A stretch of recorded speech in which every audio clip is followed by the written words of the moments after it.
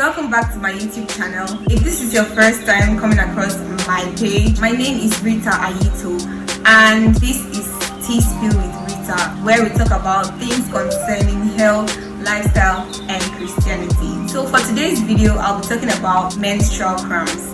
Almost every lady can testify to having menstrual cramps every single time of the month. So during the course of this video, I'll be telling you guys what menstrual cramps is, some of the symptoms that you might experience, what causes these menstrual cramps, and also how to manage yourself at home.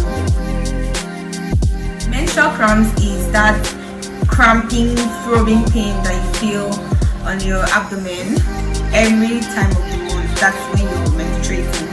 It could be a few days before or during your period you feel this cramp. In the medical field, menstrual cramps is also known as dysmenorrhea. So these menstrual cramps can come with some other symptoms like bloating, vomiting, diarrhea. So those are some of the symptoms that you experience alongside your menstrual cramps. It's also good to note that everybody has different pain thresholds.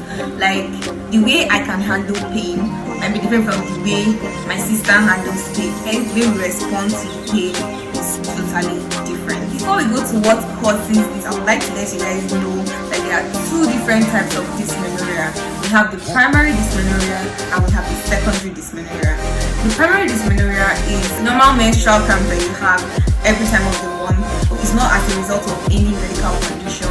Right from the first time you started seeing your menses till the point where you are. So that one is totally normal. Prostaglandin is a hormone that aids the contraction of the uterus. So when there is contraction, the blood flow to that area is being reduced, and we know that blood actually carries oxygen. So as it is reducing the blood flow to that area, it's also reducing the level of oxygen being supplied to that area. That's actually what causes pain. So that's for primary dysmenorrhea. Now for secondary dysmenorrhea, this kind of pain, it usually comes later on in life. When you first started seeing your menses, it wasn't as painful as to now. Maybe your 20s, and you start noticing that you're beginning to have severe cramps, unlike the usual. So this is actually because there is an underlying issue. Some of the underlying issues would actually be endometriosis, uterine fibroids, ovarian cysts, and so on. So you can't really tell what exactly the problem is until you visit the hospital and probably run some tests. The first I'm going to talk about is positioning. Ladies, you know your body more than anybody else does. Take the position that you know is going to make you feel better, it's going to reduce that pain. From maybe lying down, curling your legs, try different positions and see which one actually works best for you. Also, I would like to mention the heated bag or the heated bottle. You could use that to put it on the lower abdomen. What this does actually is that you know that there is restricted blood flow to that area. So the blood is being placed there, but it allows blood to flow to that area. Then it relaxes the muscles, so you feel a lot better, you feel a lot of relief while you do that. So please take note that you don't place it directly on your skin. Be wearing something before you put the bottle on your stomach. Exercise is very good. You know that exercise has a lot of health benefits. It has been found that exercise actually helps with menstrual cramps. I'm not saying you should go to the gym and lift heavy weights and all that. No. Simply doing some stretching exercises, just maybe on the mat or on your bed, could help. Or even yoga. If you know how to do it, yoga is also very helpful. A massage.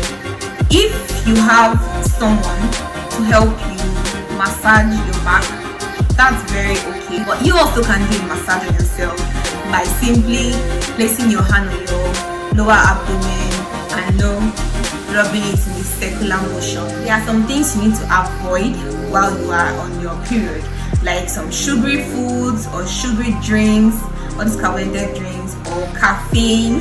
Food with a lot of salt inside, so you need to also avoid that. This actually causes bloating. Avoid alcohol, because alcohol would only make the bloating to become worse. Now we have hormonal contraceptives. Hormonal contraceptives, what they do is that it suppresses the prostaglandin, thereby reducing your pain.